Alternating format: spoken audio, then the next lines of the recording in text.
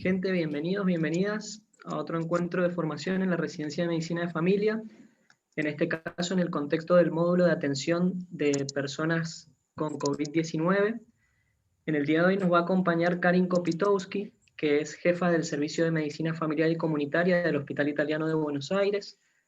Es además directora del Departamento de Investigación del Instituto Universitario del Hospital Italiano. Es docente de grado y de posgrado en la Universidad de Buenos Aires, en la Universidad Nacional de La Matanza y en el Instituto Universitario del Hospital Italiano.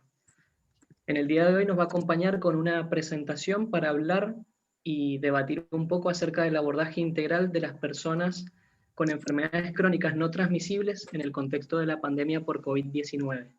Como venimos haciendo con las presentaciones, por ahí que tienen algunos oradores externos o algunos invitados especiales, desde la Residencia de Medicina de Familia hemos hecho extensiva la invitación a algunos servicios, a algunos trabajadores del ámbito de la atención primaria, así que además residentes hoy nos van a acompañar algunas otras personas también.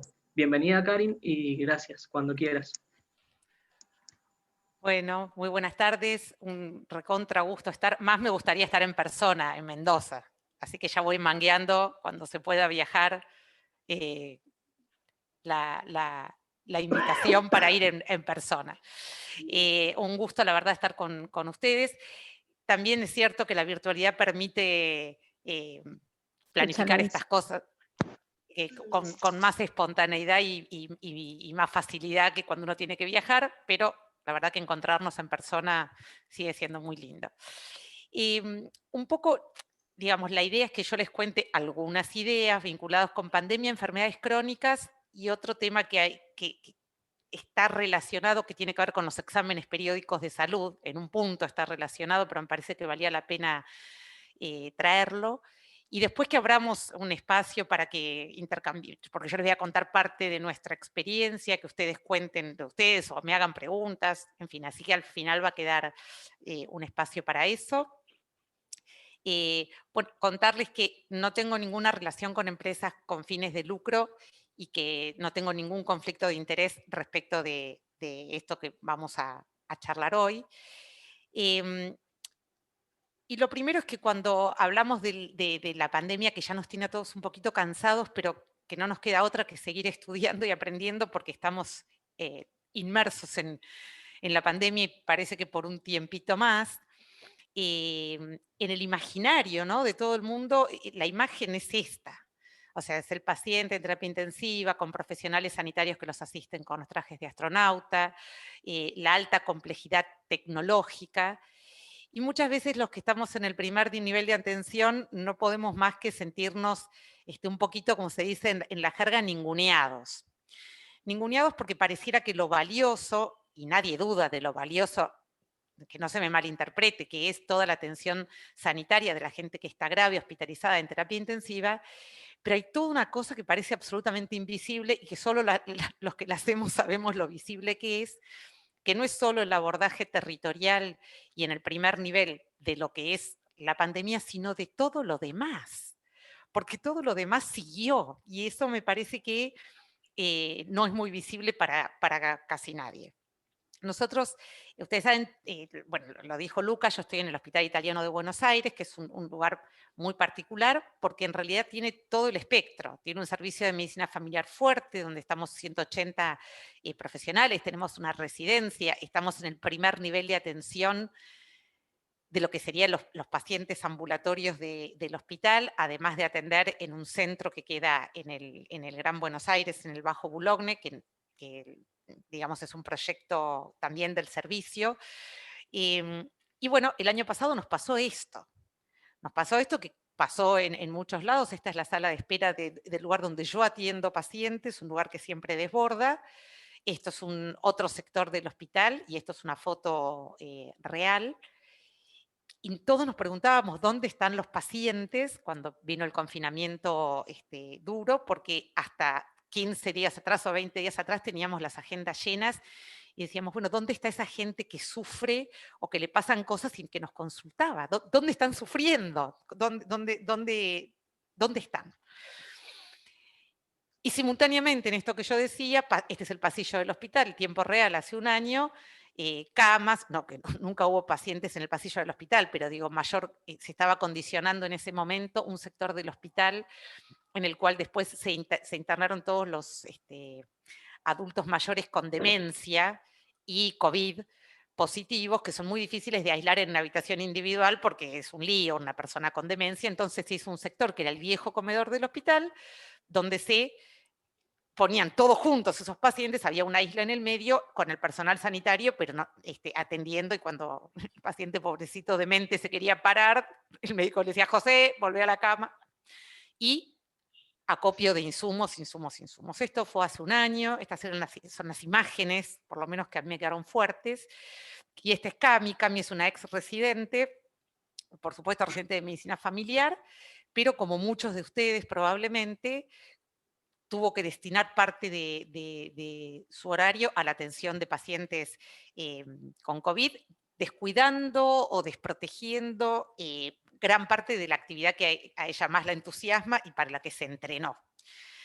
Así que, y esta es la imagen de parte del servicio de medicina familiar que tuvimos que virar a todas nuestras actividades como ustedes académicas y las discusiones de los médicos de planta y cómo abordábamos esto a la virtualidad. Así que estas son las pinceladas que vienen a nuestra cabeza. Entonces, de la mano viene todo este combo, ¿no? Lo que el lockdown, esta cosa de cierre y desaparición de los pacientes del ámbito ambulatorio, una transferencia, si se quiere, de recursos humanos y materiales desde el primer nivel de atención hacia la internación, la alta complejidad, tanto en recursos humanos y monetarios como digamos, ahora vamos a ver algunos números de eso. Y yo les pongo ahí, esto fue hace muchos meses ya que Patricio Cacase, que es el presidente de la FANFIC, sacó esta especie de columna en Clarín, porque, bueno, él ahí cuestionaba un poco esto que nos pasaba a todo el equipo de salud del primer nivel de atención, medio invisibilizados, medio ninguneados, y estábamos también sobrecargados desde otro lugar. Y este es el centro que yo les contaba, el centro de salud que se llama San Pantaleón, que queda en el Bajo Boulogne, un barrio muy pobre de acá, cerquita, a 25 kilómetros de la Ciudad Autónoma de Buenos Aires, que les cuento fue la única institución que permaneció abierta en el barrio, cerró hasta la iglesia. Nada había. Y yo pongo ahí esta imagen de alimentos porque gran parte de lo que hicimos fue dar de comer. Tuvimos donaciones. Bueno, estoy tratando de contar cómo ese primer nivel de atención, esa cosa que somos, que está cerca de la gente, tuvo que salir a dar respuestas de algo que era como invisible, que no estaba en la agenda de nadie, ni está en los diarios, ni está en ningún lado. Nosotros dimos de comer, porque lo que la gente tenía era hambre, y por suerte tuvimos muchísimas donaciones de todo tipo, y gran parte de nuestra actividad estuvo destinada además de seguir atendiendo, como ustedes ven, todo lo que es la atención primaria, aunque las consultas bajaron un montón, pero estuvimos ahí. Y al principio de la pandemia, cuando las consultas eran muy poquitas, cada situación que resolvíamos nos hacía revalorizar que estaba muy bien que estuviéramos ahí, de situaciones de abuso, de violencia, de anticoncepción, de controles de salud, de inmunizaciones. Eran muy poquitas, pero cada una nos reafirmaba que había que estar ahí. Y les insisto, estaban cerradas las escuelas, estaba todo cerrado, y la iglesia también había decidido cerrar. Y hace un año poníamos esta diapo, ustedes la deben haber visto varias veces, y yo la miro ahora y digo, qué ingenuos que éramos, porque esta diapo, que nos parecía recontra revolucionaria hace un año, nos decía que íbamos a tener una primera curva, ¿no? Producto de la COVID-19, con la mortalidad inmediata y el aumento de la incidencia, y que después íbamos a ver otras curvas posteriores a que terminara la curva pandémica. Mirá qué ingenuos que éramos, que era el impacto de los casos graves no relacionados con COVID por la insuficiencia de recursos, o sea, toda esta transferencia a atender la urgencia iba a dejar desvalida los recursos para atender otras cosas, y vamos a ver las consecuencias de eso. Y vamos a ver una tercera ola, que era la repercusión de los tratamientos crónicos interrumpidos, e íbamos a ver una cuarta ola de todo lo que iba a ser los trastornos mentales, el daño económico, el colapso. Y digo que éramos ingenuos porque estamos viendo todo esto a la vez en medio de la segunda ola y sabiendo que probablemente vamos a tener una tercera, a menos que le metamos mucha pata a la vacunación. Entonces, ya estas curvas que hace un año nos parecían tremendas, ahora son infinitamente más complejas, porque mientras convivimos con la segunda ola, ya estamos viendo algunas consecuencias de esa transferencia de recursos, todo el daño en la salud mental, el desastre económico de la pandemia. No se los tengo que contar a ustedes. Así que esta curva que nos parecía que era dramática es infinitamente más dramática. Acá un poquito lo que nos pasó a nosotros, para que después a lo mejor comparemos con ustedes. Estas son las curvas de servicio de medicina familiar y comunitaria de nuestro. Nosotros habitualmente hacemos entre 13.000 consultas mensuales. Esto es septiembre 2019, septiembre, octubre, PIN. Esta caída es abril 2020 en consultas totales. Miren si quieren la línea amarilla con los puntitos, con una recuperación muy, muy lenta a lo largo del año. Ahora les muestro cómo estamos ahora, pero fíjense que en septiembre de 2020 estábamos en un poquito más del 60% de las consultas habituales, sumando presenciales y teleconsulta. Ahora hablamos de eso. O sea que una caída de las consultas muy importante con muy lenta recuperación. Y esta curva que arranca en mayo del 2020, que arranca en esa recuperación, prácticamente abril de este año fue el único mes que estuvimos al 100% de lo histórico, y ahora lentamente con la segunda ola y toda esta historieta estamos bajando. Así que esto es lo que nos pasó respecto a las consultas. Y porque vamos a hablar un poquito de telemedicina y que ustedes después me cuenten a lo mejor, yo les cuento de este lado y a lo mejor ustedes me cuentan qué experiencia pudieron tener, qué dificultades, etcétera. Esto ya es todas las consultas del hospital. Fíjense que el hospital también llega en marzo a hacer las 180.000 consultas mensuales ambulatorias totales casi históricas. Y fíjense que en estos meses, abril, mayo, junio, que las consultas bajaron un montón, 2/3 o un 80% eran teleconsulta, y en este momento la teleconsulta es un 20 y pico por ciento, ¿no? Para que vayan viendo un poco la idea de que en todos estos meses de abril, mayo, junio del año pasado, julio y hasta casi fin de año, teníamos mucho menos consultas con una preponderancia de teleconsulta, y esto fue paulatinamente revirtiéndose a medida que en la ciudad de Buenos Aires se abrieron las restricciones y la gente salía. ¿Qué más nos pasó? Cuando los pacientes desaparecieron y nosotros decíamos, ¿dónde están? Nosotros tenemos un sistema de mensajería, que es una especie de teleconsulta, pero asincrónica. No es WhatsApp, no es un chat, es a través del portal de salud que los pacientes tienen, pueden dejarnos mensajes, saben que en manera asincrónica nosotros los vamos a contestar. Y ustedes saben, el cierre fue de un día para el otro, o sea, de hoy para mañana, la gente no pudo salir de su casa, no pudo venir a la consulta. No estaba totalmente ayornado el mecanismo de telemedicina, que el hospital ya lo tenía desarrollado, pero ni en Pepe estaba la gente capacitada, afianzada, el sistema ayornado para dar respuesta a 14.000 consultas mensuales, como es el caso de medicina familiar. Entonces estalló esto, ojo, son semanas epidemiológicas de la 10, la 12, la 14, la 16, que es más o menos esta época para el año pasado. Miren lo que fue la mensajería. Esta es la mensajería en azul del año 2019 y esta es la mensajería en el año 2020. Esto nos muestra que nosotros, como médicos de familia, a través de la mensajería era lo que la gente tenía a mano para preguntarnos, gente desde lo más insólito. Cualquier cosa nos preguntábamos. Era el contact center del hospital estaba colapsado, nada, y nosotros ahí pudiendo dar acceso de alguna manera. Fíjense, ¿no? Estamos hablando de 1.500 mensajes en un año contra 8.600. Y esto nos abrumaba. Y este año pasó algo parecido, bastante tóxico. De la mano, como en esas mismas semanas epidemiológicas, una caída abrupta de lo que fueron las consultas. Y acá tenemos en la línea naranja, o sea, en la línea roja las consultas presenciales y en la naranja con un crecimiento, pero muy lento al principio, de las consultas virtuales contra la línea azul, que son las consultas presenciales históricas del año 2019. Esto es para que vean la situación. Y uno dice, bueno, a la gente le siguen pasando cosas, sigue sufriendo, ¿cómo es este asunto? Muy bien. simultáneamente, como era para ustedes son todos muy jóvenes, pero seguramente la película de Batman o alguna versión de Batman vieron. Mientras tanto, en Ciudad Gótica empezaban a aparecer ciertas voces de alerta sobre todo de cardiólogos y de mucha gente que atiende patologías crónicas. La gente no viene a la consulta por miedo a contagiarse del coronavirus, lo cual es cierto.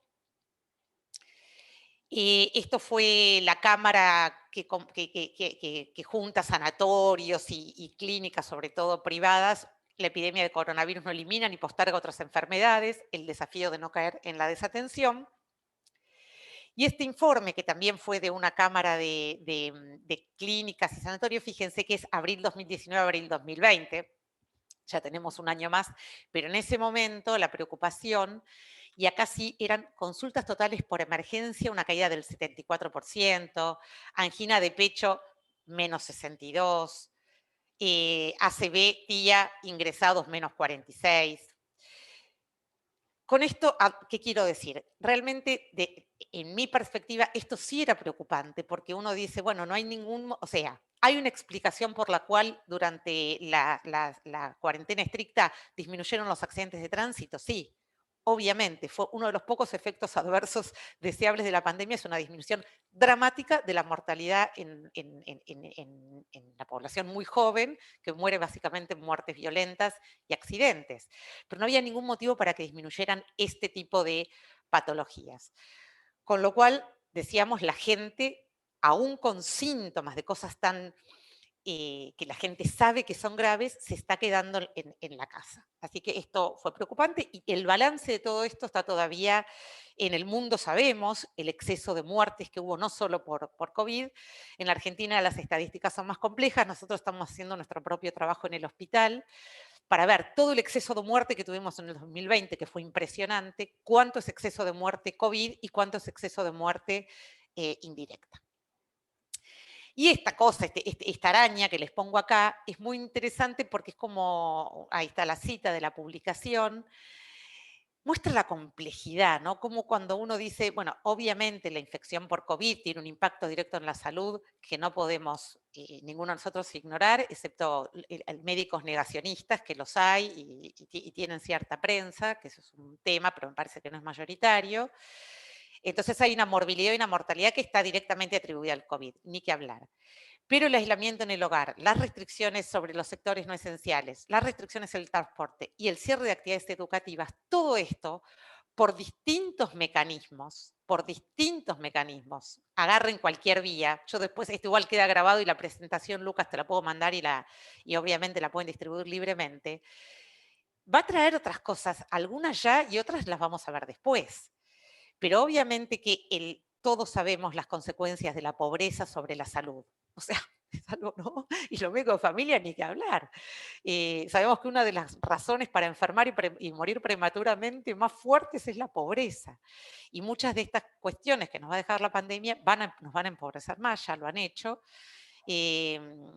Bueno, más todo lo que tiene que ver con el cierre de actividades educativas. Yo no estoy haciendo un juicio de valor si las medidas de restricción son correctas o incorrectas. Me parece que ahí lo que no podemos ignorar son las consecuencias, aunque haya que tomarlas. Pero no podemos decir, no, no tiene daños. Tienen daños. Que los beneficios los superen es otra cosa. Pero es como cuando, el otro día discutíamos, cuando todos nosotros damos un medicamento, yo doy el ejemplo, ¿no? Un paciente con fibrilación auricular al que anticoagulamos. Decidimos anticoagular porque los beneficios superan los daños. Ahora, nadie puede ignorar que un paciente anticoagulado se puede morir de una hemorragia cerebral. No lo podemos ignorar. Que decidamos como colectivo médico que ante ciertas circunstancias un paciente merece la anticoagulación, no implica ignorar que se puede morir de una hemorragia cerebral. Y esto es parecido. Todas las medidas sanitarias tendientes a mitigar la pandemia tienen efectos adversos tremendos. Que valga la pena hacerlos no puede hacer que no hablemos de esos efectos adversos. Tenemos que hablar porque la situación es muy compleja. Pero bueno, muy bien. Y ahora va a parecer que la doctora Kopitoski mutó, porque yo estoy hablando de la preocupación de los pacientes que no venían, de la preocupación de la gente que no consulta, y ahora voy a hablar, porque la realidad es compleja.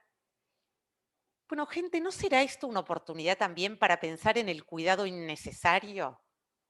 tan compleja es la realidad que tenemos que manejar todas las pelotas en el aire a la vez, ¿no? Como malabaristas.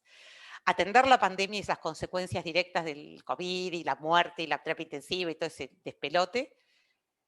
Ver qué pasa con la gente que sufre enfermedades graves, sintomáticas y no nos consulta, pero también es una oportunidad para ver todo aquello que hacemos de más innecesariamente y que a lo mejor sería una buena oportunidad para no volver a hacer nunca más. Y muchos han escrito sobre esto. A mí es un tema que en general me preocupa y que tiene que ver con esto de lo que llaman cuidados de bajo valor, que son todas esas cosas que hacemos al divino botón. Los que me conocen saben que es una de mis taras. Anduve por Mendoza hace un par de años hablando de esto. Y a lo mejor esto es una oportunidad para repensar todo lo que es el cuidado innecesario. Entonces hay gente que ha escrito sobre esto, sobre la oportunidad para reducir el cuidado innecesario, para repensar todas las maniobras de tamizaje durante la pandemia, cuando hay restricciones de circulación y queremos que la gente no circule, pero también cuando esto termine algún día, y de esto ahora vamos a hablar un chiquitito. Y entonces de repente nos encontramos con, así como personalmente me alarma una disminución de la hospitalización por infartos del 40 o del 50%, porque no hay ninguna razón para pensar que la pandemia disminuye los infartos o los accidentes cerebrovasculares, también aparecen este tipo de noticias que no sé si me preocupan tanto y ahora lo voy a tratar de explicar, ¿no? Entonces dicen cáncer de mama, alrededor de un 60% de nuevos casos no se diagnosticarán este año. Y la contracara, y es cierto porque mucha gente postergó la mamografía, así que puede ser que muchos casos no se diagnostiquen este año, lo que esto no contesta es qué impacto va a tener eso en la mortalidad por cáncer de mama, que todos solemos hacer como una traslación automática, si no se diagnostican, ergo se van a morir, y eso es un poquito un salto al vacío, porque hay quienes dicen que a lo mejor esta pausa, sobre todo en el Reino Unido, que tiene un programa nacional de tamizaje y que se tamizan todas las mujeres para cáncer de mama, a lo mejor es una oportunidad para reevaluar el programa de tamizaje por cáncer de mama, que no es el tema ahora, que después puede quedar en las preguntas, que es un programa que tiene por lo menos algún lado B. Así que todo esto pasa a la vez. Yo les voy contando cosas que pueden parecer contradictorias, pero que ponen sobre el tapete una complejidad de la que no se habla. Se habla de la complejidad de la terapia intensiva, los respiradores, los anestésicos que no tenemos, todas cosas que son catastróficas. Ahora no se habla de toda esta complejidad humana, intelectual, de desafío que tenemos todos los que estamos en el primer nivel de atención, atajando todos estos penales, ¿no? Todos juntos. Es como, ya a esta hora, aunque no los escucho, entiendo que tenemos confianza, como que toda esta cosa no garpa, ¿no? Y lo que garpa es la terapia intensiva. Otra vez, recontra garpa. Yo, la verdad que admiro el trabajo que hacen todos mis compañeros y mis compañeras de terapia intensiva. Es una cosa tremenda, están agotados y agotadas, pero hay, insisto, como una invisibilización de la tarea que hace el primer nivel y me parece, tanto es así, que el año pasado hubo un plus del Estado Nacional para personal sanitario y ese plus no fue a lugares que no tenían internación.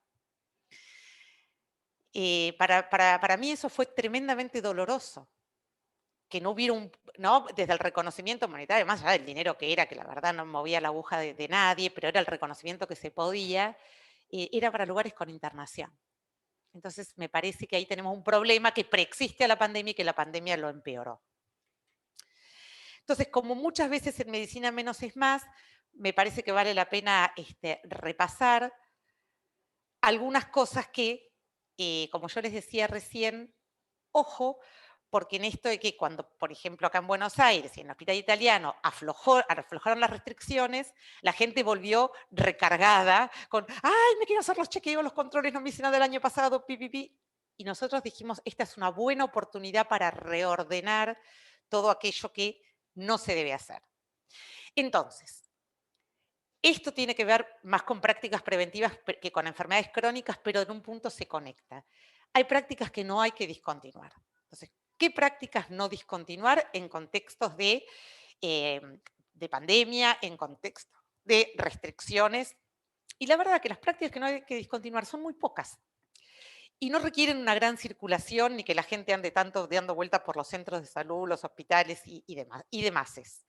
Y una que yo la pongo primera es las inmunizaciones. Ustedes saben que en la Argentina las inmunizaciones el calendario de la infancia, esas inmunizaciones que mueven la aguja de la salud de una manera tremenda, cayeron un 30%. Entonces, las inmunizaciones, especialmente las del calendario, gente, todos los que estamos en el primer nivel de atención, tenemos que hacer la parabólica humana para que la gente se vacune y lleve a sus niños y niñas a vacunar. Y la verdad que a mí personalmente me hubiera gustado escuchar tan fuerte como el mensaje quédate en tu casa, el mensaje salí de tu casa a vacunar a los pibes. No lo escuché. La verdad, no lo escuché. Tendría que haber sido un mensaje casi a los gritos. No lo escuché. Así que ustedes amplifiquen ese mensaje, que la gente salga de la casa a vacunar a sus hijos e hijas. Así que esta es innegociable, ¿eh? Con restricciones, con lo que quieran, con fase 1, fase 25, fase 28. Mantengamos las inmunizaciones al día, vamos a tener un drama. Anticoncepción y todos los servicios de salud sexual y reproductiva, lo hemos visto, estos son urgencias, no puede esperar. Ni que hablar si es un post-evento obstétrico, pero aunque no fuera, no podemos hacer un lockdown y cerrar los servicios. No se puede cerrar y hacer lockdown de nada, pero hay ciertas cosas que son urgencias, son emergencias. No solamente la anticoncepción de emergencia o post-evento obstétrico, nada, alguien que busca anticoncepción y todo lo relacionado con salud sexual y reproductiva. Y de hecho hubo un llamado del ministerio a mantener estos servicios de manera prioritaria. Ahora, yo paso de un lado al otro y en decir esta mujer dónde está parada, pero creo que más o menos va quedando claro. Tenemos que repensar, no ahora en pandemia, pero aprovechando este contexto, todas esas visitas de rutina y muchas actividades preventivas que pueden ser realizadas a intervalos más largos, no que podemos, que debemos realizar a intervalos más largos y no anual o semestral o cosas por el estilo, y hacer esas estrategias que tienen alto valor. Entonces, aparte de lo que mencioné, que es inmunizaciones en la infancia y todo lo que tiene que ver con salud sexual y reproductiva, ¿qué prácticas preventivas mantener? Mantener las que están fuertemente recomendadas, no esas prácticas ni C, ni I o de la clasificación que ustedes quieran usar. Mantener las prácticas fuertemente recomendadas, que ahora vamos a ver ejemplos, no son muchas en adultos, no son muchas, y a los intervalos adecuados, para que la gente no enloquezca y diga, ¡ay, pasó todo un año y no me hizo el Papa Nicolau! No pasa nada si lo venías haciendo siempre, no pasa nada. ¡Ay, no me hice la mamografía! Entonces, ¿cuáles son las prácticas fuertemente recomendadas en población adulta? Y los intervalos recomendados, para repasar, ustedes las conocen bien. La toma de presión. Para eso ni siquiera hace falta ir a un hospital, un sanatorio, un centro de salud. Digo, ni siquiera hace falta que la gente circule. Bueno, la toma del peso, que también, sí, este fue un temita, porque en el mundo la gente ganó peso con la pandemia. El Papa Nicolau, recuerden que el Papa Nicolau es una práctica que si después de 2 negativos se hace cada 3 años. Entonces no tiene si nunca tiene sentido que una persona esté deambulando para hacerse un Papa Nicolau al año, menos en pandemia. Entonces es una buena oportunidad de decir, no es necesario, no circule, no venga, no pasa nada, y aprovechar la posibilidad para educar, para que sepa que es cada 3 años. Mamografía, si adoptamos la práctica, recordar, Instituto Nacional del Cáncer en la Argentina, entre los 50 y los 70 años, cada 2 años en gente de riesgo habitual. Está bien, ya vamos por el segundo año de pandemia, ya vamos a empezar a cumplir gente que hace 2 años no la tiene, pero no es ninguna catástrofe, ninguna emergencia, nada para salir corriendo. Recordemos que glucemia y colesterol en las poblaciones en las que se recomienda tamizar no es la población general, y que si estos valores son normales, la glucemia se puede repetir a los 3 años. No es una cosa que hay que hacer todos los años. El colesterol se puede repetir a los 5. Entonces estoy poniendo como un freno en esa cosa, sobre todo en el examen periódico, bajemos un cambio, discontinuemos todo lo que nos sirve, lo que sirve a los intervalos adecuados, no enloquezcamos y no enloquezcamos a la gente. Recordemos que la determinación de HIV al menos una vez en la vida es una práctica altamente recomendada, y el cáncer de colon, que es una práctica fuertemente recomendada, tal vez, aún teniendo disponible videocolonoscopía, es un momento para hacer el switch a sangre oculta en materia fecal, que requiere menos circulación y menos uso de recursos del sistema. Bueno, y ni que hablar ahora con la anestesia, que no hay. Y recordar que lo que no hay que hacer, no hay que hacerlo nunca, ni en la pandemia ni fuera de la pandemia, y ahí pongo ejemplos de cosas que no hay que hacer, porque son más dañinas que beneficiosas, que no hay que hacer, no porque estemos en pandemia, pero que es todavía doblemente pecaminoso, si se quiere, hacerlo en pandemia. Porque no solo hacemos una cosa inútil y potencialmente dañina, sino que consumimos recursos y hacemos dar vuelta a la gente y circular para cosas que no hay que hacer. Bacteriuria asintomática en mujeres no embarazadas, electrocardiograma en gente bajo riesgo, doppler carotidio, espirometría, rastreos de dosaje de vitamina D, una cosa tremenda, tamizaje de cáncer de piel, ¿no? Cosas que no hay que hacer nunca. Entonces, aprovechar doblemente para no hacerlas ahora. Paso ahora a algunas cosas vinculadas con enfermedades crónicas, unos minutos, que es como el tema de fondo, pero el razonamiento es similar a esto que me parecía que era interesante también hablar de examen periódico, porque es un tema en el primer nivel de atención que nos inquieta.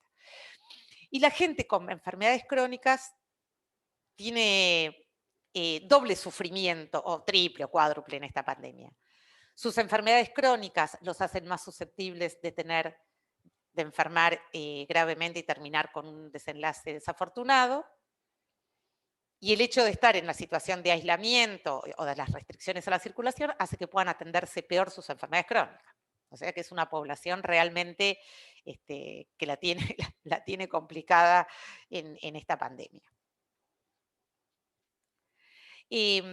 Esto, fíjense, fue a principio de ¿no? Ya va a tener un año este informe, pero la OPS hizo un informe rápido solo para mostrarles algunos resultados de varios países de la región, incluyendo la Argentina, y lo que ellos vieron es que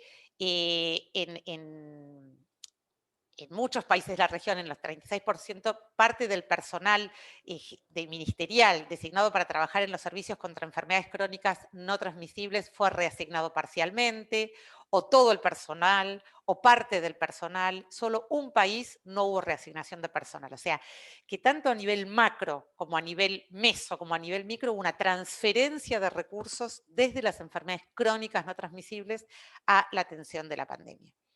También de ese mismo informe de la OPS, distintos países han contestado. Lo que está en verde es que no se interrumpió, lo que está en amarillo es que se interrumpió parcialmente y lo que está en rojo es completamente interrumpido. Manejo de hipertensión, emergencias cardiovasculares, manejo de diabetes y sus complicaciones, urgencias dentales, tratamiento para el cáncer, servicios para el asma, rehabilitación y cuidados paliativos. Yo creo que este informe la OPS lo hizo en base a encuestas a los países, o sea, a los países miembros le mandaba una encuesta. Yo no quiero estar en los pies del que tenía que contestar la encuesta en la Argentina. Porque ustedes que la Argentina no tiene un sistema de salud. Muchos de ustedes están en una obra social, hay gente que nos está escuchando que estará en el sector público, habrá gente que estará en el sector público de un municipio y otro de otro municipio. Y la salud en la Argentina, que es materia federal y tiene este nivel de fragmentación, hace que sea muy difícil contestar eso. Tal vez algunos de ustedes me dicen, no, en mi municipio no se reasignó nada, otro me diga, no, en mi municipio, ¿sabes qué? Enfermedades crónicas, olvídate. O sea que no es fácil saber qué pasó en la Argentina. Cada uno sabe lo que pasó en su metro cuadrado y cada subsector sabrá más o menos qué pasó en su sector, o cada jurisdicción sabrá más o menos qué pasó en su jurisdicción. Pero bueno, esto les muestro el informe de OPS, bueno, les obliga, se los muestro. Y acá son las actividades que tienen que ver con enfermedades no transmisibles que se postergaron en la pandemia, lo que contestaron los países de la región, las encuestas sobre factores de riesgo, programas públicos, el paquete técnico para el manejo de enfermedades cardiovasculares, campañas de comunicación, paquete de la OMS para capacitación, o sea, distintas cuestiones vinculadas con las crónicas no transmisibles que se discontinuaron en la región. Y esto se los puse textual, no me gusta, como ven, poner diapos con mucho texto, pero el informe dice que si bien todos los países se siguen adaptando y preservando los servicios de salud para prestar una atención continua a las personas con alguna enfermedad no transmisible, es probable que estos trastornos en los servicios tengan un impacto en los resultados de salud en este grupo de población vulnerable. Se requieren mayores esfuerzos para que estas enfermedades se incluyan en el Plan Nacional de Respuesta. O sea, es parte de la respuesta a la pandemia que tenemos que hacer con esto. que los sistemas de vigilancia abarquen la recopilación de datos sobre comorbilidades relacionadas con las crónicas no transmisibles en pacientes con COVID y se instauren infraestructura y métodos para telemedicina, consultas virtuales, estrategias de manera que puedan seguirse adelante con la prestación de servicios, bla, bla, bla, bla. Entonces, lo que nosotros sabemos es que esto es para los médicos negacionistas. Ustedes saben que hay médicos negacionistas, que los habrán escuchado en los medios, una cosa que no se puede creer. Un grupo de médicos y médicas, hay uno que se dice médico general, por Dios, que dicen que esto no existe, o sea, que esto es una conspiración de no sé qué cosa, que el COVID. Aunque uno no cree, si uno decide no creer que esto existe, lo que sí existe es en el 2020 un exceso de muertes mundial. La curva de muertes hacia así en el mundo, en parte indirectamente por la pandemia y en parte probablemente por todas estas cosas que estamos conversando, y las personas, como decíamos, con enfermedades crónicas, más afección directa por el bicho, pero aparte afección indirecta por no poder atenderse o tener restricción a la atención. Entonces, todo este esfuerzo colectivo, como estamos conversando, que se hicieron para contener la pandemia y destinar todo el recurso humano, sanitario y demás hacia la atención directa de la enfermedad por SARS-CoV-2, afectó en gran medida la continuidad de cuidado. ¿No? Esta cosa que de la noche a la mañana no se pudo circular, no se pudo ir, muchos servicios sanitarios quedaron muy raleados con recursos para atender toda esta demanda. Y todo lo que ustedes conocen, ¿no? El lockdown cerrado por COVID-19, decir, pero yo me tengo que atender tal cosa y queda postergada por el aislamiento, por la prohibición. Y sumado a esto, las personas con enfermedades crónicas no transmisibles con menor capacidad de respuesta desde la comunidad, porque al estar aislado, si bien en la ciudad de Buenos Aires y en muchos lugares se hicieron sistemas de voluntariado, etcétera, etcétera, las personas con enfermedades crónicas no transmisibles se les fue la red comunitaria presencial, ya sea de la cosa barrial de actividad física o de recreación o de posibilidad de actividades educativas o de promoción de la salud. O sea que, nada, la verdad que sigue siendo muy complicado. Entonces, ya les mostré lo que nos pasó a nosotros y pasó en todos lados, pues si quieren me cuentan un poquito ustedes. La caída en las consultas, en muchos lugares la prohibición directa de ver pacientes por cuestiones no urgentes, sumado a que los mismos pacientes decían no quiero ir, es seguro ir al centro de salud, es seguro ir al hospital, hubo que hacer mucho trabajo para que la gente vuelva, explicarles por qué en el caso del hospital era un lugar seguro, cómo están divididos los circuitos, qué protocolos seguíamos, cómo hacíamos para que la gente no se hacine en las salas de espera, etcétera, etcétera. Así que todo este combo hizo esto. Ahora bien, en algunas estrategias, algunas cosas que se pueden hacer en lugares donde medianamente se tiene registro de la población a cargo, que eso no siempre es tan simple y refleja un déficit previo de la atención primaria, que es que muchas veces la población no está nominalizada, no está georreferenciada, pero donde sí está, tal vez una prioridad es estratificar el riesgo. Porque no es lo mismo un paciente con hipertensión, que solo tiene hipertensión y que tiene que tomar la medicación y se puede controlar la presión en el domicilio y uno lo sigue por telemedicina o por mensajería y el paciente está bien, que un paciente con insuficiencia cardíaca, diabetes y enfermedad pulmonar obstructiva crónica. Todo entra dentro de gente con patología crónica, pero no es lo mismo. Entonces, si uno pudiera estratificar el riesgo y tal vez tener conductas o actividades más proactivas en el grupo de mayor riesgo y concentrar más los cañones bien intencionados, a la gente con mayor riesgo. Promover estrategias de autocuidado, o sea, como nunca, si bien nosotros del primer nivel de atención, esto es como el ABC, ¿no?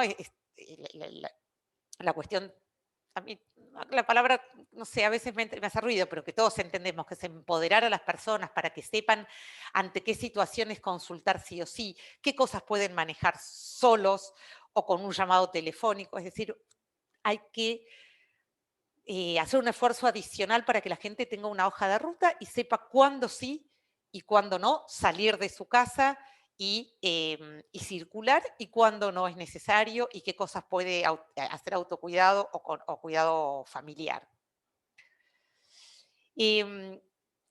Entonces, tal vez los consejos serían esto de mantener estratos de riesgo dentro de lo que es la gente con enfermedades crónicas no transmisibles, otra vez, no es lo mismo alguien con una enfermedad oncológica activa que requiere ciertos controles y no interrumpir el tratamiento, que alguien solamente hipertenso con un poquito de dislipidemia, que una persona con insuficiencia cardíaca, fibrilación auricular, diabetes y demás. Entonces, mantener los estratos de riesgo si tenemos población a cargo y mantener una mayor vigilancia sobre ese grupo de mayor riesgo, muchas medidas proactivas y la cuestión de la telemedicina, que ahora voy a hablar un minuto. La verdad que es un gran invento, pero que tiene sus complejidades, pero la verdad que si no hubiera existido hubiera sido catastrófico porque hay muchísimas consultas que son, como decíamos antes, una conversación o que el paciente nos muestre sus mediciones o es que evacúe dudas y que no es necesario revisarlo o el examen físico. Así que la verdad que la cuestión de la telemedicina, pero que ahora vamos a ver un poquito el lado B, y como decíamos antes, gastar, entre comillas, mucho tiempo y mucha energía en las medidas de autocuidado para que la gente pueda automanejarse sin estar tan dependiente. Ahora, toda esta pandemia y todo esto que estamos hablando, no hizo más que desnudar en toda su crudeza deficiencias que el sistema tenía previamente. Me refiero al primer nivel de atención y a veces al seguimiento de personas con enfermedades crónicas no transmisibles y falta de acceso. Es decir, nos puso en una situación absolutamente límite, pero se metió en un sistema que ya estaba, que tenía sus resquebrajamientos y sus que los vamos a dejar en un ratito para la discusión. Yo voy a hablar muy poquito más porque si no se me van a dormir, pobres, a esta hora de la siesta. Entonces, también transcribí, es la segunda diapo que tiene mucho texto, pero me parece que vale la pena leerlo. Y dice, los sistemas de salud han adoptado la telemedicina con notable rapidez. Acá abro paréntesis, otra vez en la Argentina, o sea, ¿qué es el sistema de salud? Mi hospital tiene un sistema de telemedicina que hizo cambios siderales en muy poco tiempo para acceder. Sé que hay muchos lugares en muchas provincias y municipios que tienen sistema de telemedicina y sé de muchos colegas que usaron su teléfono personal y la videollamada de WhatsApp. De algún modo se comunicaron, pero todo es telemedicina, pero no en todos los lugares fue un desarrollo desde el sistema. Eso, si quieren, me pueden contar un poco la experiencia. Con notable rapidez, no solo para la atención relacionada con COVID, sino para el manejo de las enfermedades crónicas. Pero para mí es el talón de Aquiles.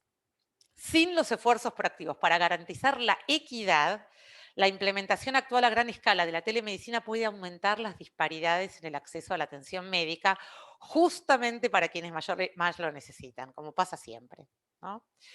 Vulnerables con alfabetización, acceso digital limitado, los residentes rurales, las minorías raciales o étnicas, los pueblos originarios, los adultos mayores, las personas con bajo nivel de acceso, ingresos, conocimientos de salud limitados. O sea, otra vez, si de la mano del desarrollo de las herramientas de telemedicina no va a una cosa de equidad en el acceso a la conectividad, igual que lo que pasa con la escuela, esto va de la mano. Aumenta la inequidad tremendamente, porque, bueno, es como obvio. A nosotros en el hospital, ¿qué equidad al principio nos rompía? En general, la gente que nos viene a ver es gente como paga su propia cobertura, no es gente socioeconómicamente desfavorecida, tampoco son millonarios, en general problemas de conectividad no tiene nadie, pero tenemos muchos adultos mayores. Y hubo que hacer un esfuerzo tremendo, y lo hizo la institución, para capacitar y alfabetizar a las personas adultas mayores, y hubo de todo, o sea, todo el sistema administrativo del contact center, el departamento de informática, capacitando a los pacientes en la conectividad, porque si no, y en el uso del portal, si no, muy lindo el portal de salud, pero que es la estrategia, la herramienta que tenemos en el hospital se llama portal de salud. Así que este gap digital es una cosa que si no lo resolvemos, el desarrollo de la telemedicina se queda en una promesa. Entonces, realmente de la mano del desarrollo de la telemedicina, que es una herramienta extraordinaria para el manejo de estos pacientes con problemas crónicos, hay que hacer explorar de manera proactiva las disparidades, o sea, tenemos que tener diagnóstico de esto y cada uno, si en su sistema tiene un sistema de telemedicina, tiene que hacer diagnóstico de quiénes están caídos del sistema.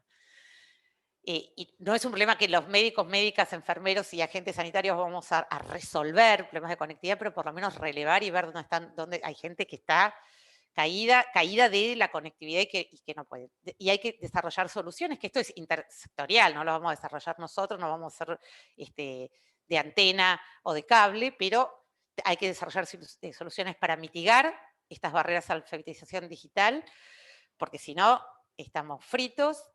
Porque pasa lo mismo, la gente con más acceso, que es en general a la que le va mejor y que tiene menos, es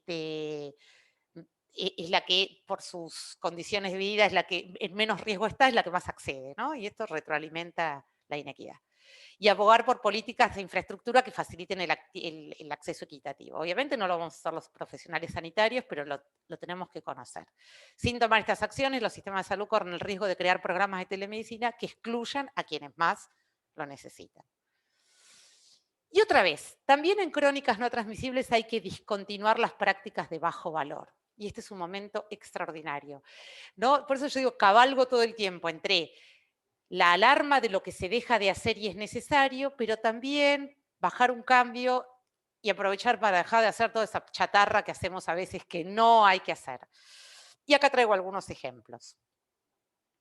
Por ejemplo, la urgencia hipertensiva. Por suerte, la Guía Nacional del Ministerio de Manejo de la Hipertensión hace, yo ahora se las muestro, una recomendación respecto de esto, que es un tema que es un bodrio, porque es el famoso que se toma la presión, tiene 17,10, le dicen vaya a la guardia, en la guardia, todo un despelote, que es una cosa que no hay que ir a la guardia, que hay que tratarla de manera ambulatoria, que hay que bajar un cambio, que no hay que hacer que la gente circule con pandemia ni sin pandemia. Y por suerte, logramos que en la Guía Nacional de Hipertensión esto quede plasmado.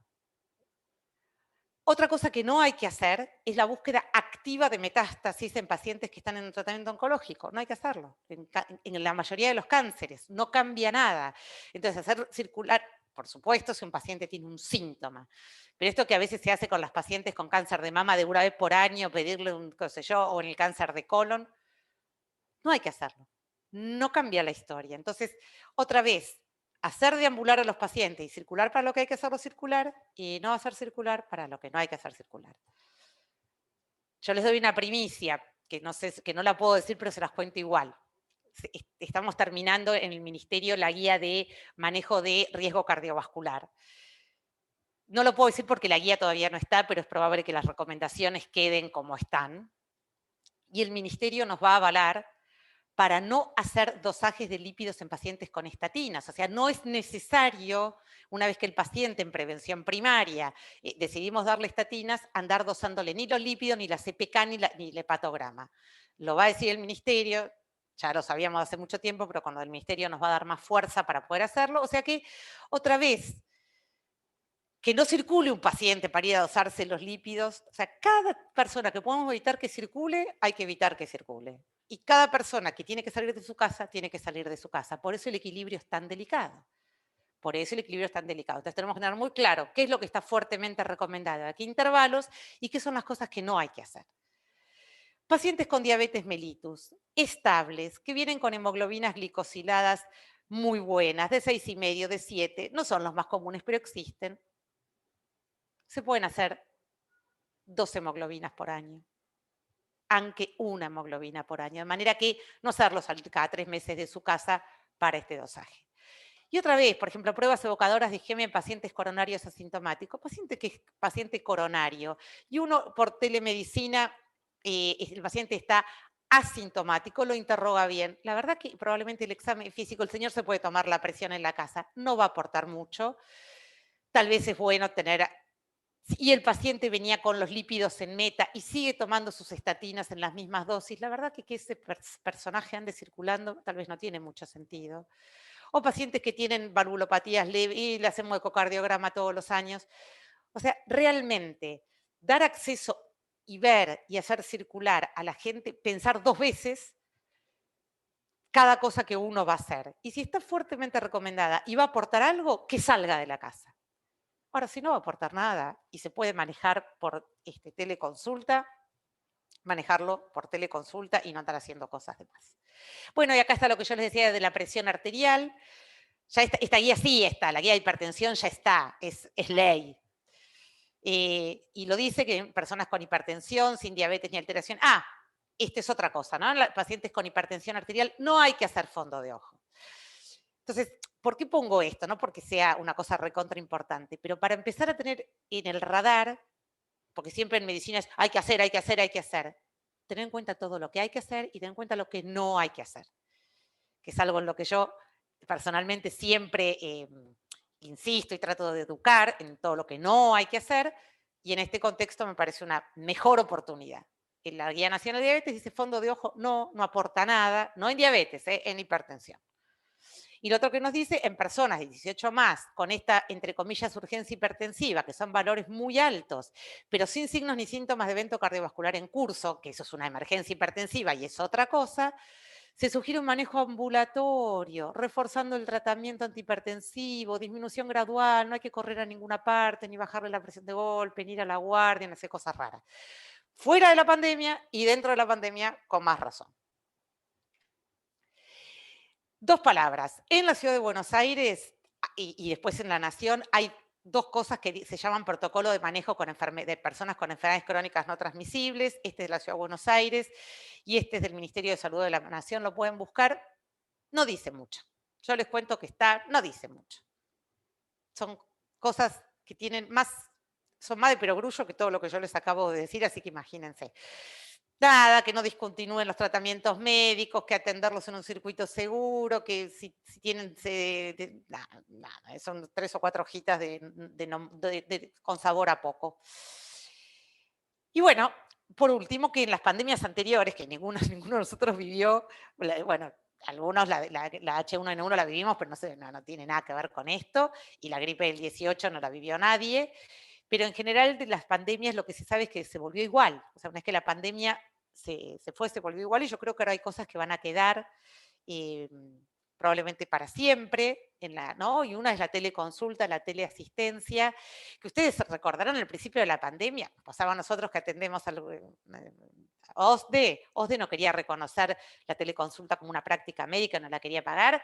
Este contexto le dio una patada para adelante a todos los que no querían reconocer la teleconsulta, la receta digital, que la firma. Esto ya está, llegó para quedarse, y realmente haciendo un uso adecuado de esta tecnología, creemos todos que es muy valiosa y que va a aportar, pero que no va a reemplazar la consulta presencial por múltiples motivos. Pero creemos, yo pienso que llegó para quedarse, es una herramienta valiosa. Pero no olvidarnos, y esta ya es la última, todos los que estamos en el primer nivel de atención, así como a fuego, tenemos todo lo que son las condiciones de vida, ¿no? Digamos, nosotros hacemos hincapié en la atención sanitaria, por supuesto que es muy importante todo lo que hagamos médicas, médicos, enfermeras, agentes sanitarios, por la atención de los pacientes con enfermedades crónicas, por todos nuestros pacientes. Es muy importante. Ahora, lo que mueve la aguja grande, fuerte en la salud de una población son las condiciones de vida, que ustedes ya saben que a mí muchos estilos de vida no me gustan más condiciones, porque la gente hace lo que puede y no lo que quiere. Y bueno, y las condiciones de vida que teníamos pre-pandemia y lo que va a dejar la pandemia, obviamente a todos nos preocupa muchísimo y uno dice, bueno, ¿cuánto vamos a poder mover la aguja desde la atención sanitaria, ¿no? En el 1 a 1 con los pacientes frente a la catástrofe de condiciones de vida que nos va a dejar todo esto, ¿no? No quiero sonar pesimista, y eso no implica que no sigamos haciendo todos los esfuerzos que estamos haciendo y más, pero las condiciones de vida sabemos que son, ¿no? Esta cosa que siempre decís, el código postal es más importante que el código genético, en las causalidades de enfermar y morir, y lo que nos va a dejar esto va a ser durísimo. Pero no importa, nosotros seguimos con mística para adelante desde la medicina familiar y la atención primaria, haciendo todo lo que podemos y más por los pacientes. Así que le dije a Lucas que tenía más o menos para 1 horita, le cumplí. Bueno, y dejo de compartir y los escucho, O sea, todo lo que les parezca interesante para compartir entre todos, entre todas, preguntar, lo que quieran. Karin, muchísimas gracias por sumarte. No sé si se ubican bien, pero ahí en los emoticones de Zoom hay una opción que es levantar la mano. Por ahí si alguien tiene alguna pregunta y se quiere ir apuntando para hacer algún comentario, algún aporte, puede levantar la mano y así lo hacemos más ordenado y no nos vamos pisando con los micrófonos. Iris, vos estás por ahí también, no sé si querés comentar algo. Hola, Iris. ¿Dónde está Iris? Hola, Iris.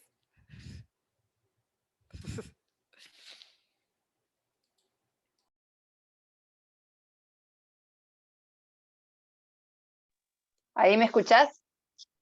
¿Ahí? Bueno, Karim, muy interesante todo lo que dijiste. Una de las cosas que me preocupa y que destaqué es que en esta segunda ola no estoy viendo que hayan mejorado los nuevos mensajes en cuanto a la población, lo que estamos diciendo.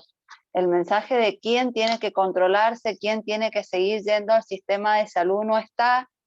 Y el tema de las inmunizaciones, bueno, estamos con el tema de la vacunación para el COVID y la vacunación antigripal, pero sigue habiendo todavía como mucho desorden y mucha intriga de, no de bien a quién le toca, sino de que todos quieren vacunarse y sin saber las prioridades y eso. Me parece como muy terrible y muy triste que no estemos acompañados de un buen sistema de comunicación. Me parece que fallamos en el mensaje en la primera ola, que era quédate en casa, por mucho temor, generando mucho miedo, haciendo que pacientes que de verdad deberían haber consultado en tiempo y forma no lo hicieron, y no ha mejorado en esta segunda ola. Sí me parece que desde el primer nivel de atención hemos aprendido bastante, pero no siento que tengamos las herramientas para implementar todo lo que consideramos que sea necesario, lamentablemente.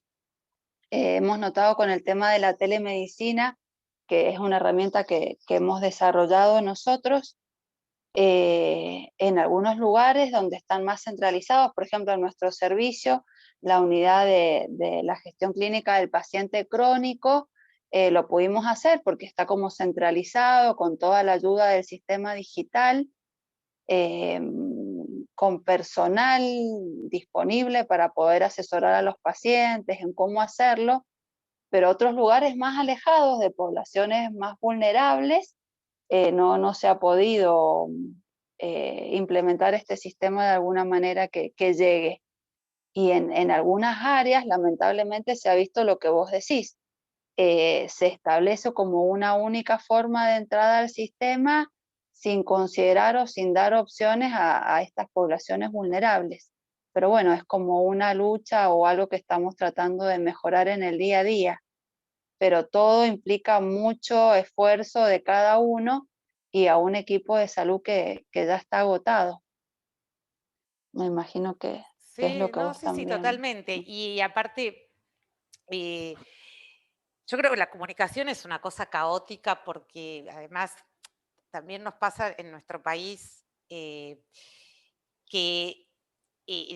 falta como, no es que falta, pero doy un ejemplo. En el Ministerio de Salud británico dice, señores, se hace así, y a nadie se le ocurre salir por la televisión a decir que no se hace así, que se hace así, que no sé qué. O sea, hay una cosa de la rectoría, pero a ver, a las pruebas me remito. El Ministerio de Salud, ustedes saben los despelotes que hay con los tratamientos. Acá hay alguien que no sé, está siguiendo de Tucumán, Emma, por lo menos se presentó en el chat. En Tucumán hay una resolución de la provincia para dar ivermectina, vitamina D y aislar a la gente 14 días. O sea, yo vi el banner, el flyer del Ministerio de Salud de la provincia de Tucumán. O sea, que no es lo que dice el Ministerio de Salud de la Nación. No hay que aislarse 14 días, no hay que dar vitamina D, no hay que dar ivermectina, no hay que dar corticoides, no hay que dar, y no se me acuerdo si no había un antibiótico en esa lista, y aspirina. Entonces, lo que quiero decir es que ni siquiera en el tratamiento de esto, que casi estamos en un sistema que se ha tornado monovalente, lo cual es una barbaridad. O es COVID o es nada. Ni siquiera para lo monovalente que se ha tornado el sistema, el Ministerio de Salud de la Nación tiene un rol rector. Entonces, aparecen miles de voces que se pisan, que se tapan, que se contradicen, y yo creo que eso es un bodrio, porque es un despelote, no estamos de acuerdo ni cómo hay que tratar el COVID, y cada provincia y cada jurisdicción dice lo que se le canta. Imagínense en estos otros mensajes que es ante qué cosas salí de tu casa y buscá atención sanitaria y salí seguro, que es seguro. Y aparte, por ejemplo, el discurso de las vacunas de los niños es un mensaje muy simple. Probablemente el otro sea más complejo, ¿no? Para los enfermos crónicos, pero niños y niñas hay un montón por todos lados y es muy fácil el mensaje. Y hasta tendría un impacto muy, ¿no? Salí de tu casa a vacunar a los chicos. Es un mensaje, ¿qué es eso? Pero bueno, es un lío bárbaro.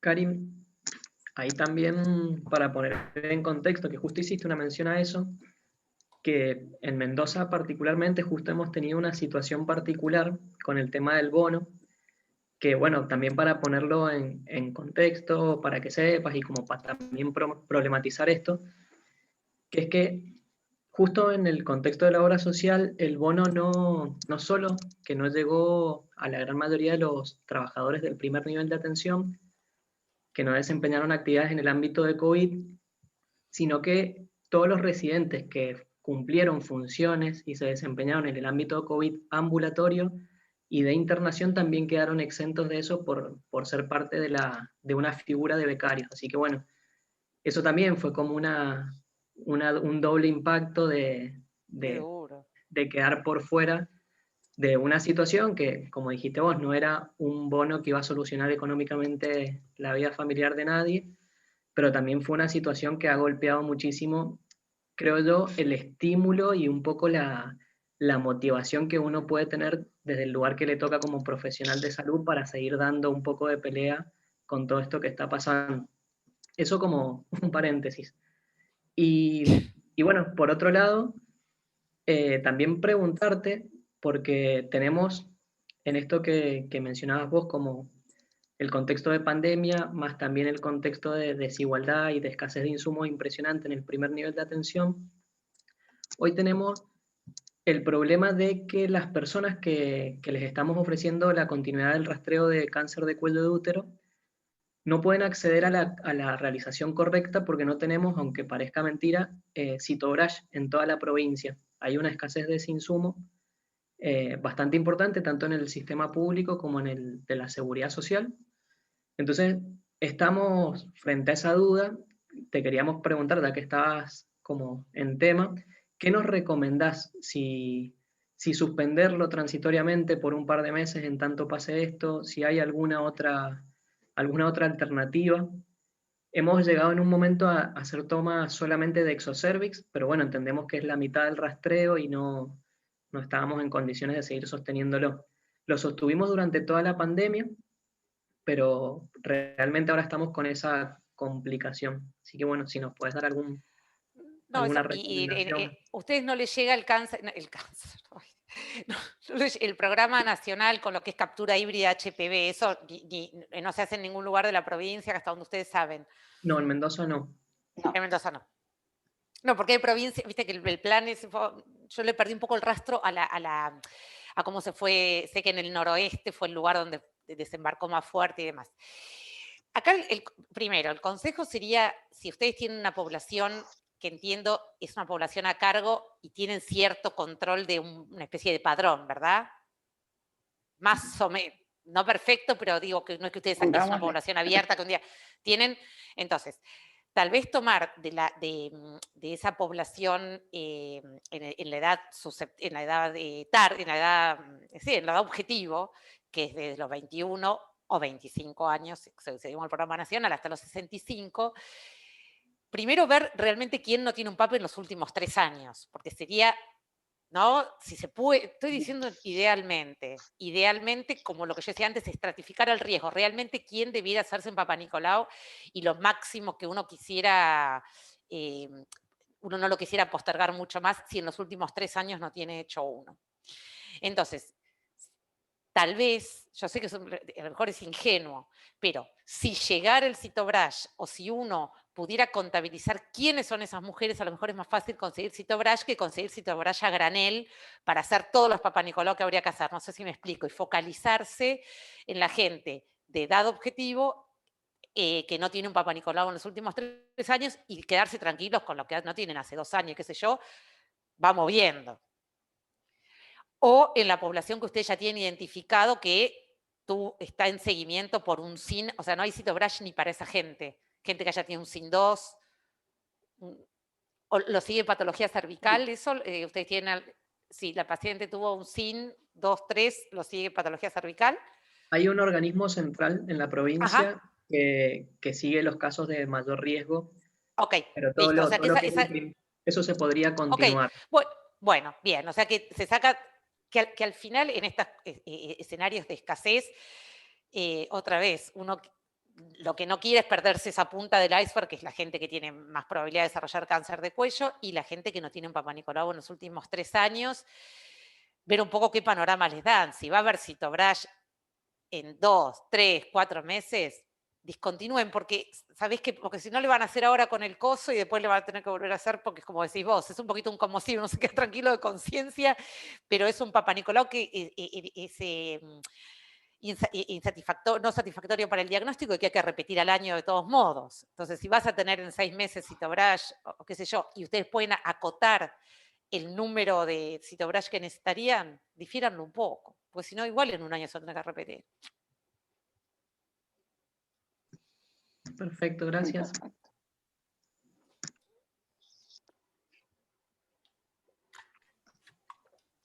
Karin, respecto de la población adolescente, que es una población que nos cuesta captar, ¿qué experiencia ustedes han tenido desde el hospital, desde el servicio, para seguir en contacto con ellos? ¿Han hecho algo en especial con esa población? No, no hicimos algo en especial, pero la verdad es que es la población, para la telemedicina es la población que más rápido, ¿no? Porque es lo que le sale naturalmente. Venga. Y así, ¿no? Los nativos, recontra nativos digitales, no hicimos ninguna cosa así en particular. Tengo sensaciones, pero puedo buscar si querés ir datos concretos, ¿no? Porque yo mostré las consultas como globales y no desagregué por edad y qué sé yo, pero les puedo buscar cosas y te las mando. Pero Dale. no se hizo algo especial con la población adolescente. Más que sí, son los más contentos de tener esto así. Pero siguen igual alejados del sistema, ¿viste? Sí, eso sí. Sí, sí. Sí, igual, bueno, también ahí es una pregunta, bueno, uno para qué los quiere, no digo, ¿no? A veces la adolescencia es una etapa, Sí. por supuesto, que No, uno en tiene que estar realidad. atento. Sí, Lo que dale. nosotros hemos incrementado es que al no estar el contexto, viste, de la escuela como sistema Escolar, protector, entonces es como que a lo mejor se ha agravado la situación familiar, el tema de las sin duda, adicciones se ha eso, incrementado y los problemas violencia de es salud tremendo. mental a la enésima potencia. ¿No? Entonces, Y acá viste, es como que todo lo que seguimos son ahí. líneas, sí, todo lo que son líneas de abuso, para denuncia tanto de violencia de género como de abuso, yo no tengo los números acá, pero se multiplicaron por 10 los llamados. O sea, eso es otra cosa medio invisible, catastrófica, ¿eh? Y con las escuelas cerradas, más Y cuando vos catastrófico todavía. Sí. cuando describiste telemedicina y mensajería se refiere a correo electrónico, WhatsApp, o sea, contactos de dudas de los pacientes. Es que ustedes tenían No, un espacio de consultas dentro claro, del porque por eso servicio. está registrado el número y yo les pude mostrar la curva de cómo estalló en las semanas epidemiológicas Bien. 10, 11, de 12, porque es el sistema formal. Además de toda esa mensajería, todos damos el teléfono y el WhatsApp, pero eso es un sistema de mensajería asincrónico que está incorporado en la historia clínica. El paciente entra en su portal de salud y dice enviar un mensaje a mi médico, ti. que nosotros no tenemos ninguna obligación de contestar en el acto, no es un chat, es un sistema Bien. asincrónico. Esa fue la mensajería que pudimos registrar, que se multiplicó 8 veces. Aparte se multiplicaron los emails, el WhatsApp y qué sé yo. Pero eso es de lo que podemos registrar, sí. Sí. Sí, totalmente. Bueno, nosotros viste que en la periferia usamos mucho la tablet. La tablet tiene la conectividad y también tenía el teléfono. Y nunca habíamos hecho uso del teléfono. Y sin embargo, en la pandemia, tablet, teléfono, WhatsApp al día, las 24 horas, ¿viste? Como que Sí, no, empezamos tremendo, tremendo, tremendo. Tremendo, la verdad que es Y una pudieron locura lo que estamos viendo. No, es tremendo. Y pudieron implementarse así como servicios de acompañamiento al equipo de salud, desde salud mental, desde otras áreas, o fueron espacios autogestionados, o hubo una política de cuidar al recurso humano, de Mira, cuidar, en el acompañar a hospital, los sí, equipos en sí. esta pandemia.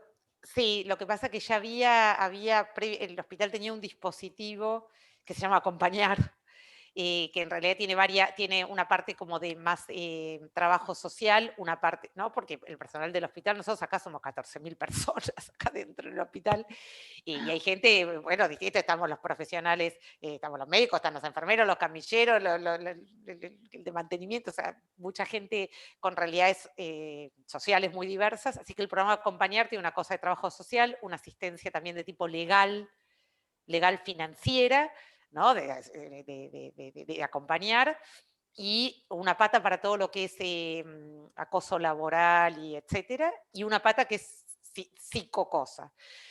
Nosotros pusimos dispositivos para los residentes, eso es el hospital. Tiene un programa que se llama Ajá, Acompañar, bien. que funciona bastante bien. Y nosotros hicimos dispositivos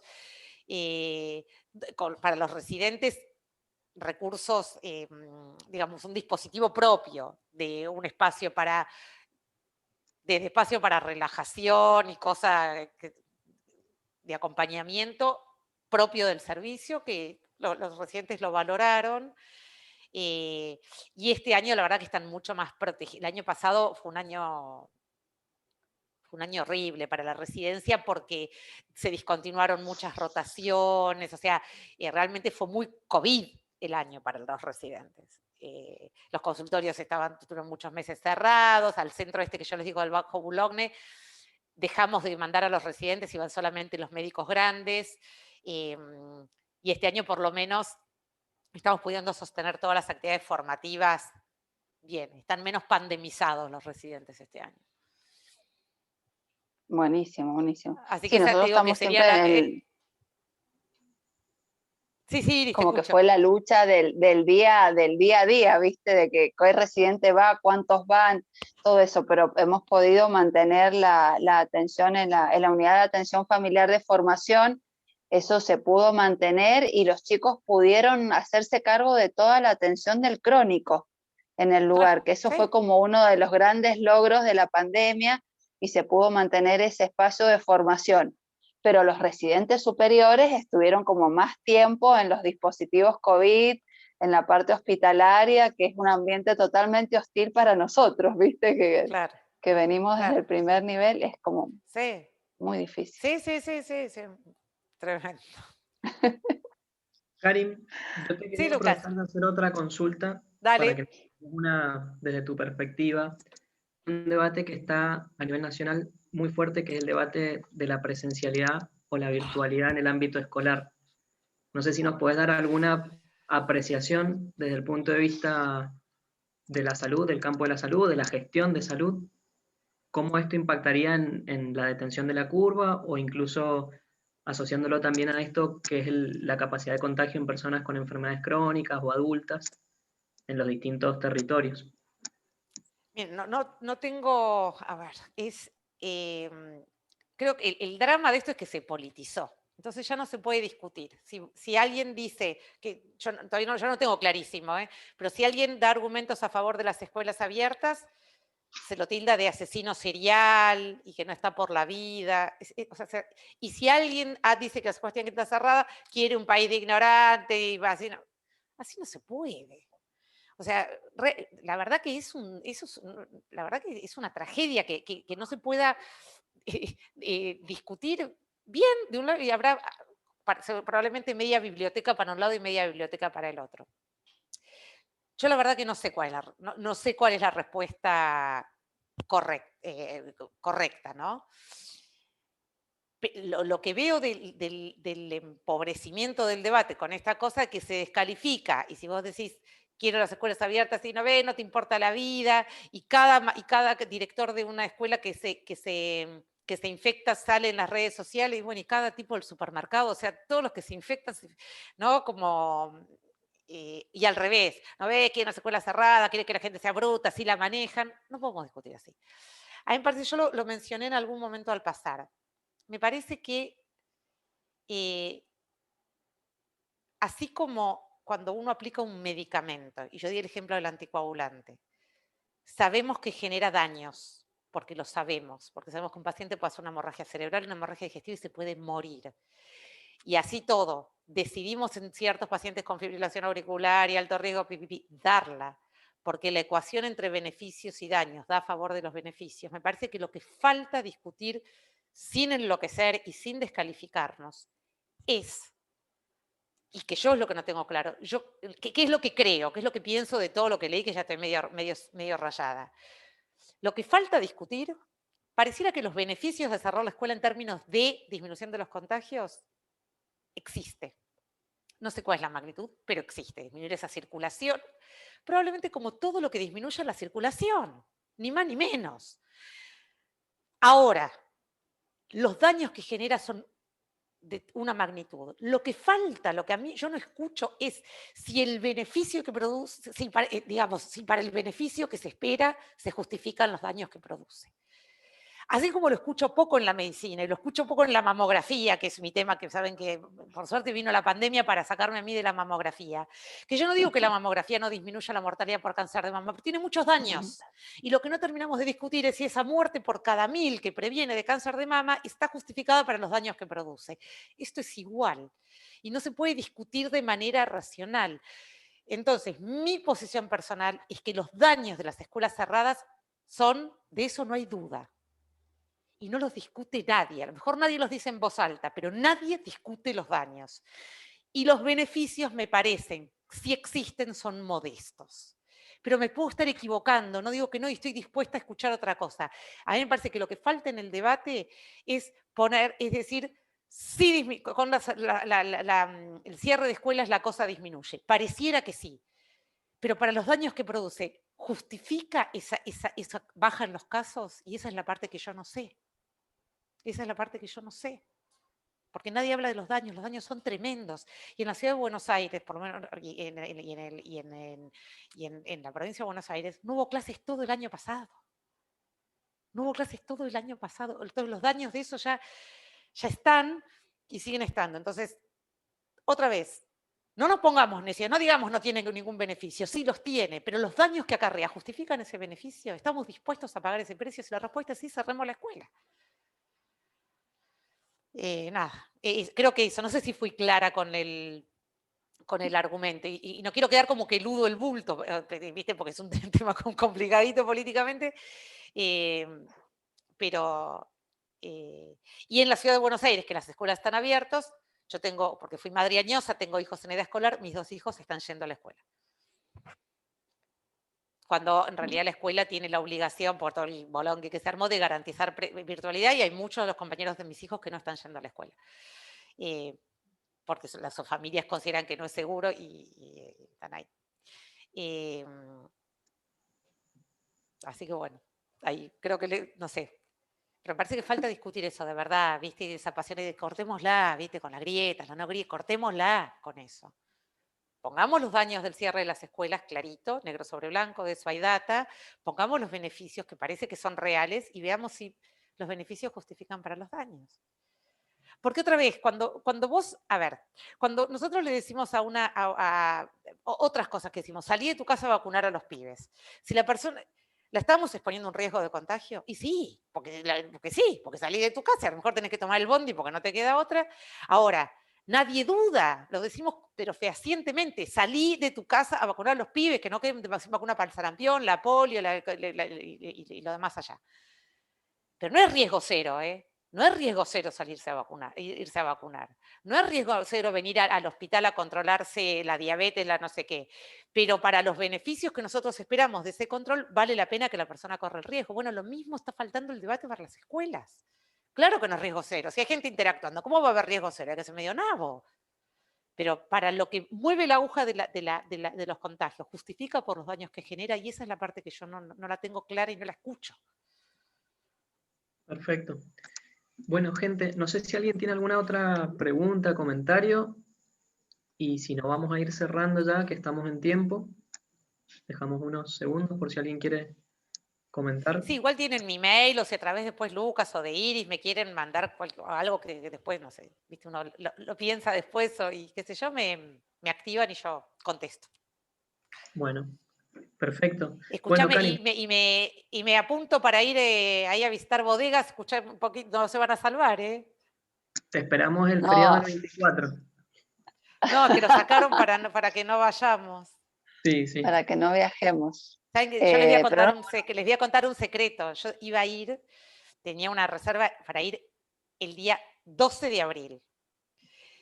Tenía es una reserva abierta, iba a ir a un lugar ahí en Luján de Cuyo, ahí doctora Kopitoski a relajarse 3 días, y lo cancelé. O sea, hubiera podido ir desde el punto de vista de la cosa, vuelos hay, el lugar estaba abierto, pero viste, justo esa semana fue el día que el miércoles Alberto habló, ya se veía venir, no me dio, viste, no me pude ir, nada, así que tengo esa estadía abierta. Perfecto, bueno, te Nosotros esperamos. extrañamos Buenos Aires, Karim. Extrañamos Buenos Aires, esas escapaditas Igual si venís, así, son sí, lindas. pero esas escapaditas, o sea, está linda, bueno, linda. Hay mucha hay mucha gente en la calle, la verdad que es recontra triste. Y encima los días están cortos porque es invierno.